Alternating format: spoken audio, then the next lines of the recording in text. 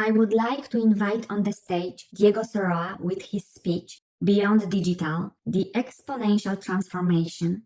Adapt your business model to leverage abundance and scale exponentially. Hello, everyone. Thanks for your attention, for your time, and thanks for being seated here comfortably, I assume. I want to start with a provocative thought. And actually, I want to start with this idea that I was exposed to not too long ago. Any company designed to success in the 20th century is doomed for failure in the 21st century. How many people agree with this idea? Okay, how many people think it might be a little exaggerated? Okay, great, because it's precisely to you to whom I want to address. My intention here is try to convince you, to give you some ideas, insights, and thoughts to maybe reconsider your opinion, okay? And we are seeing this across the world. We are seeing that many companies that we're working with across the globe, they're feeling a little bit like this mammoth. They see that the change is coming, massive change is coming, and they know that they need to change, but they don't know exactly what to do. It's a matter of scale. Do they need to cut their hair or to grow their horns a little bit smaller or bigger? What is it that they need to do? So there's some confusion that we are seeing across the globe. And see, this confusion actually is ratified by the numbers that we are seeing here. This is a lifespan of a Fortune 500 company in 1960. It was over 60 years. The average lifespan of these companies. And now we see that it's under 20 years. This is another representation of that same logic, of that same reality. We see that the average company lifespan is decreasing systematically. There is a trend here. There is a pattern. So if we go to the numbers more specifically, we'll see that very traditional companies that we could probably all have heard of, like Sears or JCPenney or so on, and we look at their valuation increases or decreases in this case, we see massive failures. We see that they are decreasing massively, and yet we still see that there's some people that seem to have cracked the code. So some are crashing. They're not leveraging trends or technologies. They're not leveraging the new value propositions or the new business models. And some others seem to be crashing it. These people, these companies, are having the opposite results. In under 10 quarters, they are duplicated, increasing by 10, by 50, by 10,000 their results. So what's going on here? Some are really crashing, some others are leveraging everything that's happening to crash it. So we also see that for some companies, the time that it takes them to become a 1 billion market capitalization company is also decreasing. I mean, back in the years, it was like 20 years old, what any company would need to become a billion-dollar company. And now we see that is literally months. So we could say that there is something going on. The metabolism of the companies seems to be accelerated. It is definitely time of change. And everybody systematically will tell us that technology is the cause. Technology is changing the world. But is it? So undoubtedly, we are seeing what we call the exponential technologies. These technologies that are doubling their price performance in under 9 months, 18 months in some cases. They're growing, changing at an exponential pace. Gordon Moore introduced with his Moore's law this principle. He looked at the number of transistors, number of components in an integrated circuit, and he observed that they were doubling every 9 months. And he made a forecast that this tendency will continue over the years. He proposed 5 years, but then he observed that it had worked for over 10 years and also retrospectively. So this is a trend that we can observe more specifically in an example. This is the self-driving car. Everybody's now jumping to the self-driving car. But when it started back in the days, it was a very, very expensive technology. Over $300,000 just to get ready the material to make this functionality available for any car. So it was like a long shot, a moonshot, something that our kids would definitely not see. Maybe our grandkids, but definitely not our kids, maybe definitely not ourselves either. But then we see that following that trend, the cost of the LiDAR, which is a technology that scans everything on real time, has actually seems to be following that pattern. In 2012, we're talking about $17,000 for that little piece of hardware. Then in 2017, it dropped down to $50. And the price point, or the expectation for 2020 is that the price will still drop. So there'll be a moment in which the car will have plenty of LiDARs, if there's not another technology substituting this one. So we see that the price cost is really falling at an exponential pace. And this is happening across technologies. So every single one of these technologies could be described as an exponential technology. Here's a list of 16, 12. Well, some others have 16, some others have 20. But the thing is that each one of these technologies has an amazing potential impact on our reality. And then we see that they're converging. They're not acting individually, they are retrofitting themselves. So that's making even more of an accelerated pace of change. So these convergence we can also observe in this graph here. We see, well, this is a plot of the advance of technological advances of humanity, obviously simplified. And we see that there is a convergence at the end. Once we start with new scientific discoveries and new technologies, that seems to create an exponential effect. And we can see that on the curve that is represented here. So we have two patterns to observe here. One is the convergence, and the other one is the exponential change. So what happens with this exponential change is that it is non-intuitive. With all these exponential technologies like VR or self-driving cars, I mean, they're really nice, but maybe they're not there yet. There is a phase which is called the disappointment of the deceptive phase, in which, yeah, I mean, these eventually could be awesome, but still not there. And then suddenly something changes, and the technology seems to boom. So Gordon Moore on the exponential curve suggests that this is not something that happens overnight. It takes some time. So if you can identify this exponential pace of change in whatever technology, maybe it'll make sense for you to start investing today, because if you invest 5 years from now when it's mainstream, it probably will be too late. But you can trust that this exponential pace of change will continue on the majority of the technologies. Just go ahead and make your research and observe that pattern. So for the majority of the people that don't follow that pattern, change seems to happen in two ways, gradually and then suddenly. And then what we have, what some people call the black swans, like where did these come from, right? Everything seems to change in the blink of a moment, in a blink of an eye. And our capability to anticipate these changes is really, really bad. So if I tell you, for example, we're going to do 30 linear steps. Linear is the logic that we are used to. Linear is the logic that our brain understands. If I take 30 linear steps, that's going to take me out of the building. But if I ask you, where would 30 linear exponential steps take me? See, that is so big of a number that it really goes beyond our comprehension. Our brains are not designed to work that way. So we don't understand it. Even though we might agree with this exponential logic, we just don't understand it. We don't get it. Because in fact, 30 exponential steps will take us 27 times across the globe, I believe. So still, we are seeing that technology is changing everything very fast. But the point I want to make is that it is not the technology that we should be looking at. Yes, we should start running our experiments with technology, but maybe it is not only the technology. Apparently, we're going to the moon, back to the moon, maybe next year, 2 years from now. There's going to be a lot of commercial companies proposing lunar expeditions. So maybe we might see a traffic jam in the moon soon enough. All of these companies are trying to reach the moon. This is going to be quite interesting. These kind of expeditions were only pursued by countries in the past. And now we see that large companies are starting to follow these ventures. And Naveed Jain put it in a very eloquent way. Today, companies are doing what only countries used to do, and individuals, freaks in their homes, they're doing what only large companies used to do.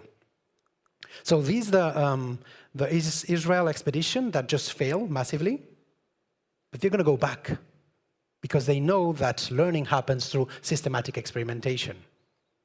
So they'll go there and they'll learn, because now that is accessible for many, many other people. How many of you have seen this movie, The Martian? So this is a movie, a very nice movie, I would say, about taking people to Mars. And this movie, the cost of this movie was $100 million. But then the Indian government sent a probe to Mars that cost $70 million. So this is what's happening. Making a movie about taking someone to Mars is more expensive than actually sending something to Mars, which is kind of interesting.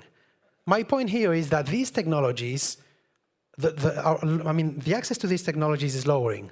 We are lowering the barriers of entry. The price performance, doubling every 18 months, every 9 months, is making them accessible for everyone. And then we have stories such as this one. Who's heard of Jack and Draka? Some of you? So Jack and Draka was a high school back in the days, a high school boy, 13 years old, 14, and a friend of his at high school passed away because of pancreatic cancer. And he was so really disappointed and sad about this that he started doing his own research on the internet. And he tried to come up with a system for early detection of pancreatic cancer. I mean, there had to be something that he could do. So he went back to the internet and tried to not replicate all of the research that were done, but understand what was not working. And he was massively successful. Nobody wanted to hear from him at the beginning. He was like, yeah, let's welcome this guy, give him a job or something. But eventually someone did pay attention to what he was doing. And he had a massive success. He was able to propose an early detection system of pancreatic cancer for under $25. And he was 14 years old. See, that's what I'm talking about when I'm saying lowering the levels of entry to technology. But not only that, but just recently, I just discovered that somebody even was more surprising than him. So it's not about accessing the information. It's not about the technology, because the information is available and the technology will be available. That is not what's going to make the difference on our approaches. This guy, Rishabh Jain, he was 13 when he was worried also about pancreatic cancer.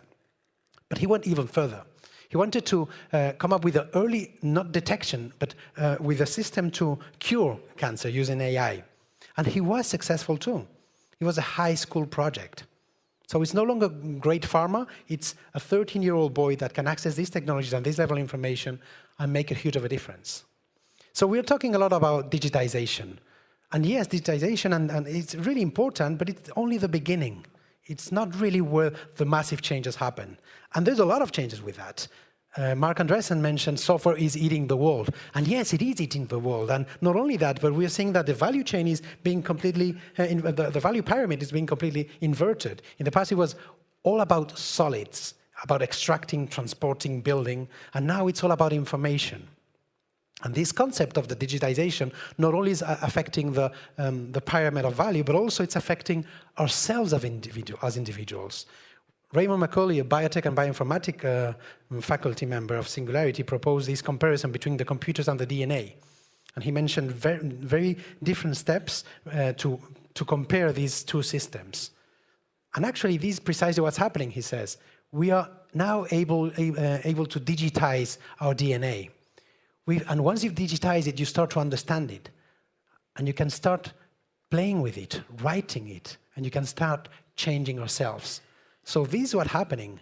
We are changing ourselves. And if we want to look at another evolution of these exponential technology, we'll see that the price of sequencing a human genome is following that pattern that I described at the beginning. Sequencing all of the 3.2 billion letters of our genome back in the days, in 2000, was 100 million effort and 9 months of time. Today, it's $1,000 per genome. And within 2 years, it'll probably cost under $100 per genome, and it'll be done in less than an hour. So eventually, flushing your toilet will be more expensive than sequencing your genome. And that's probably what we'll be doing. We have massive drop cost, and we have people with the expertise, like this 8-year-old girl that happens to know exactly the angle that she has to put on her instruments to make DNA experiments. And they do things like this. This glowing plant, inoculating the genome of a glowing squid into a plant. But they also do other things like this. This is a glowing cat, and it's a real cat. I think this is pretty scary. But this definitely goes beyond the digitization. This is changing ourselves. And Klaus Schwab, the founder of the World Economic Forum, was suggesting that this fourth industrial revolution that we're entering doesn't only change the way we do things, it changes ourselves. So maybe some of you are starting to have this fear feeling. It's your amygdala.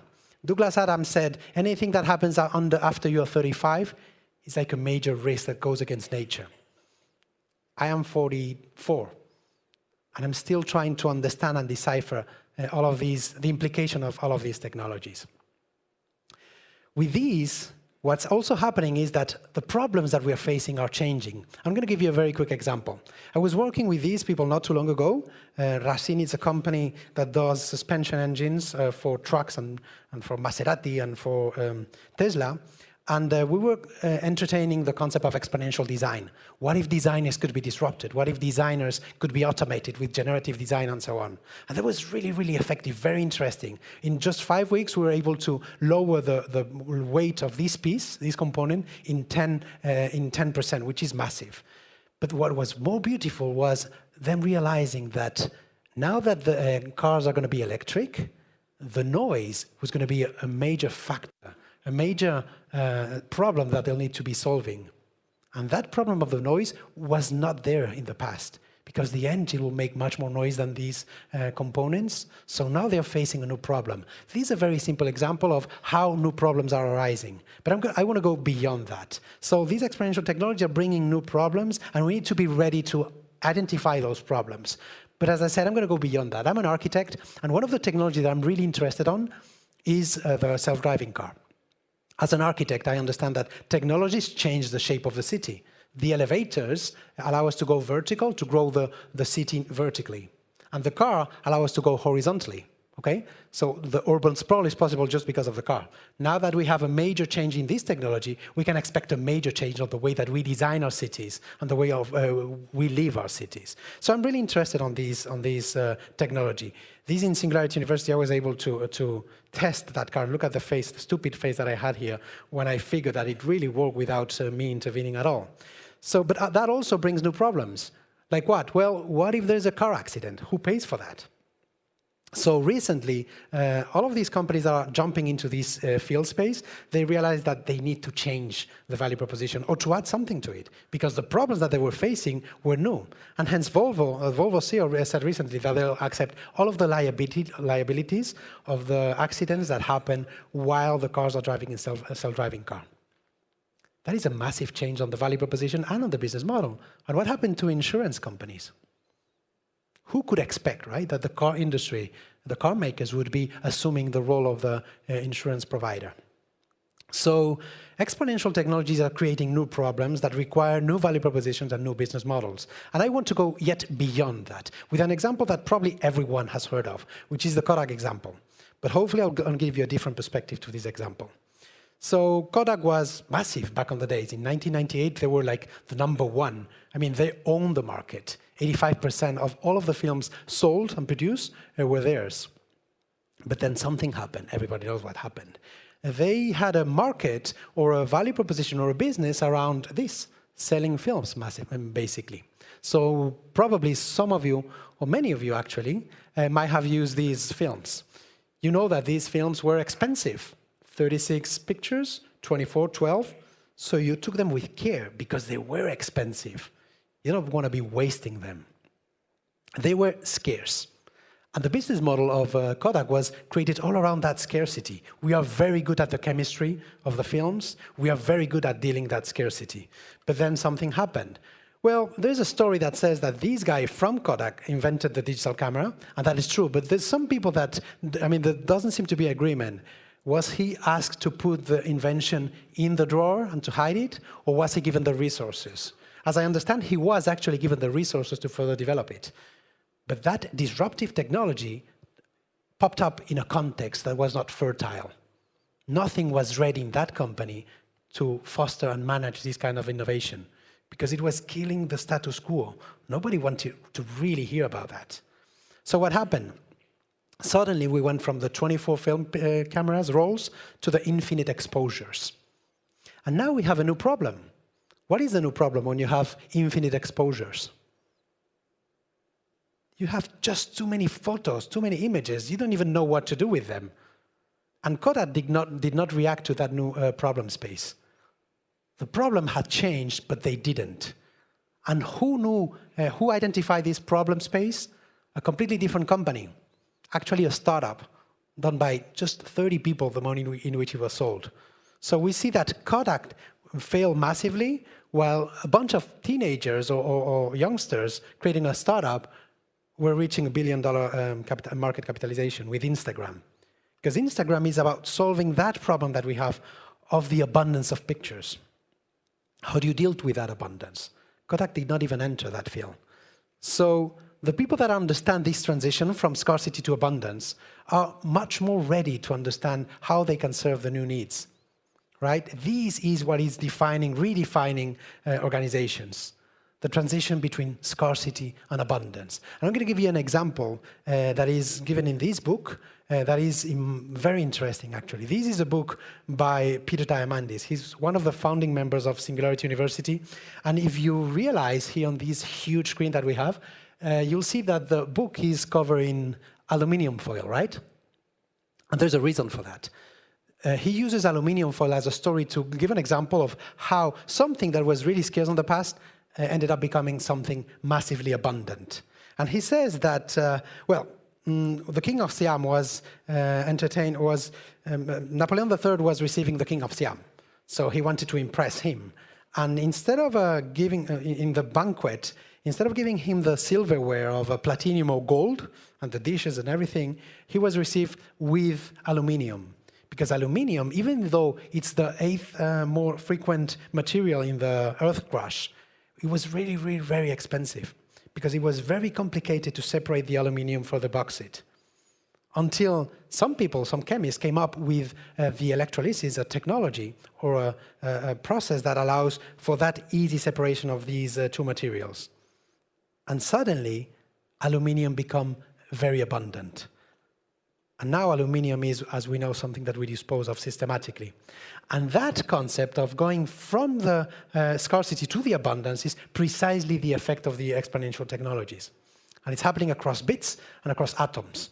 We see the atoms, the aluminiums, many, many things are now becoming abundant, but also we see it in communication.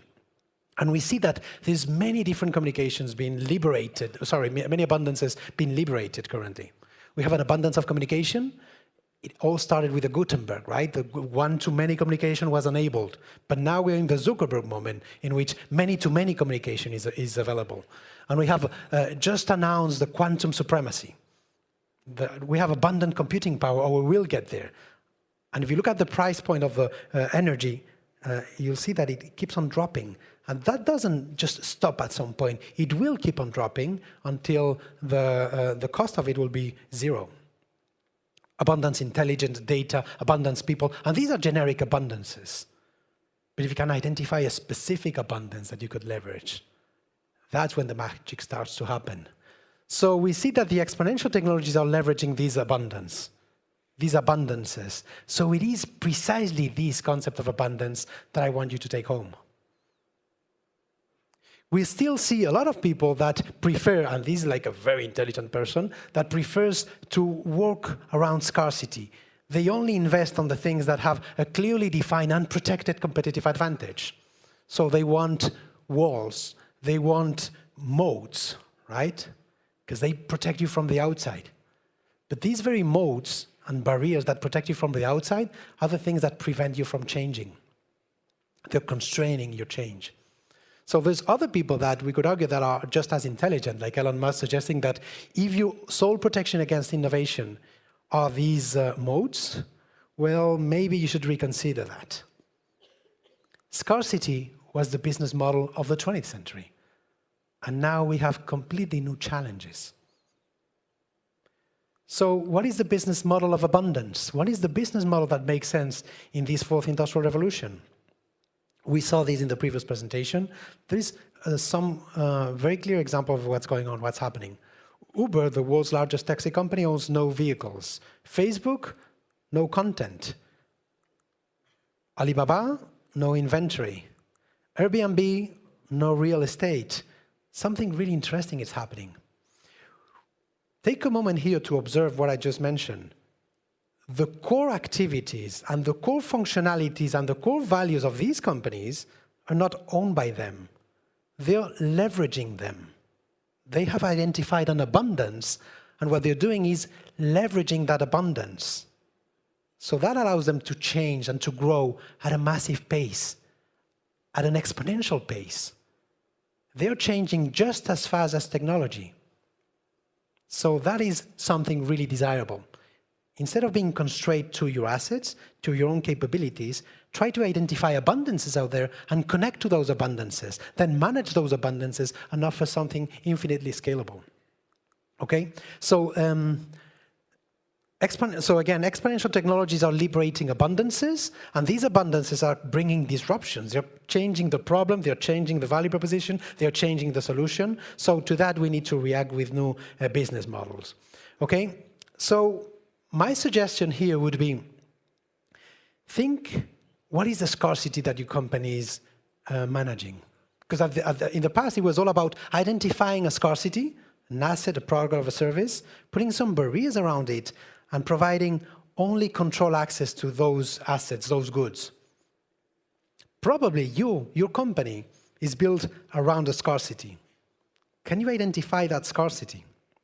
Because if you can, maybe you're a little more ready to identify what is the abundance that might replace that scarcity. Okay? So find the barriers of entry to your industry.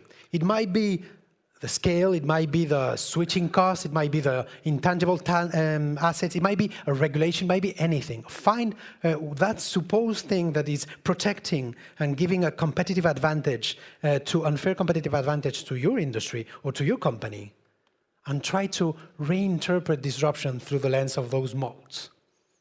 So to put it in other terms, it's time to think not outside the box, but outside the mode. All right?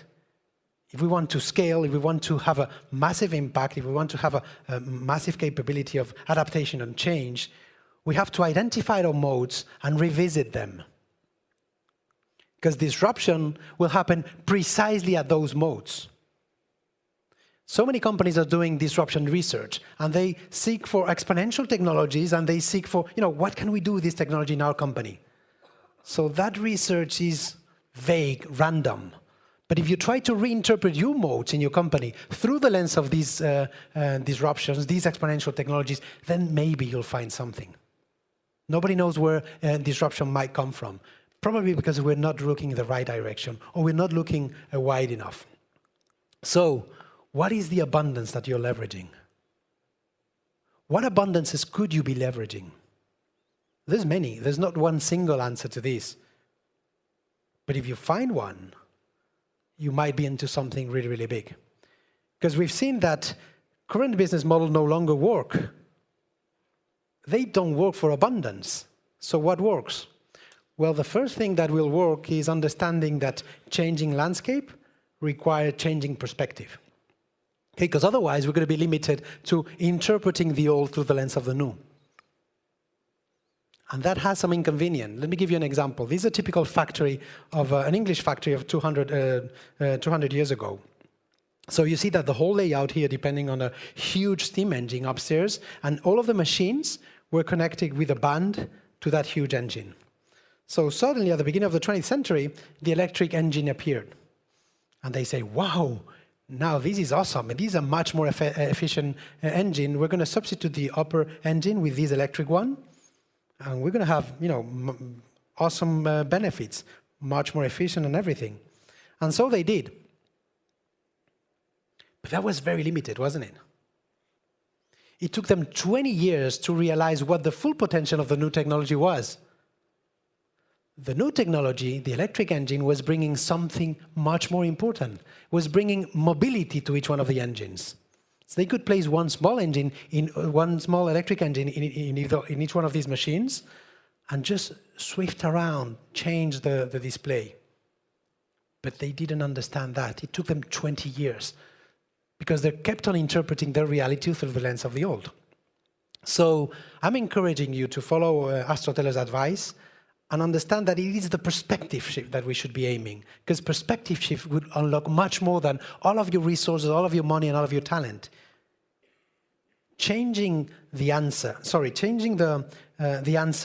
will give you incremental innovation, even revolutionary innovation. But if you want disruptive innovation, you need to be ready to change the question and revisit all of your assumptions. Because our business plan, we know by Steve Blank that it probably doesn't make sense anymore. It's a bunch of assumptions that are not tested against reality. We should reconsider everything in our business plan as an hypothesis that needs to be tested. So maybe as entrepreneurs, we should revisit our existing business model canvases and reinterpret each one of the certainties, our assumptions, through these new perspectives. Because maybe we'll find something completely different, completely new. We can follow Joan Miró's advice. This is a very famous Spanish painter that when people discover it at the museum, they say, well, my kid can do that. I mean, what is the beauty of this? What is the value of this? Well, precisely the value was that he was able to forget about all of the prejudices and go back to the essence of painting. He was able to forget.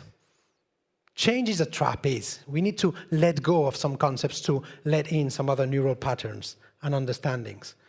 And I'm asking you to go ahead and do this massive change from scarcity to abundance, to become the masters of unlearning. Because it's not the technology, it's not the information, it's the abundance. And on top of that, it's your mindset, it is your culture. There was recently an article in Harvard Business Review that I very much enjoyed. This was the image at the top, and it suggested basically that we all have a pair of glasses of colors with which we interpret the reality.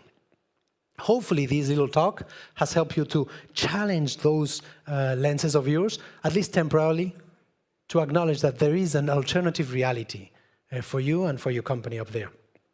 And if you want to go a little further, and you want to understand more about this concept of exponential change, exponential transformation, and how to leverage the abundance, you can go and visit and read this book, Salim Ismail's book, and enter our ecosystem, the OpenExo ecosystem. You'll see that there is a research done precisely focusing on all of the companies that have been massively successful out there. And there's some patterns that have been observed, some attributes. It would really be nice if we could identify those attributes and apply them to our company. So that's precisely the value of the Exponential Organization book and the formula that we are proposing. This is the EXO canvas, which precisely will allow you, on the left, to use some attributes to connect to the abundances out there, and internally on the right, to manage all of those abundances, to have a new way to make scalable your value proposition and to grow at an exponential pace. And with this, my time is up. Thank you very much for your attention.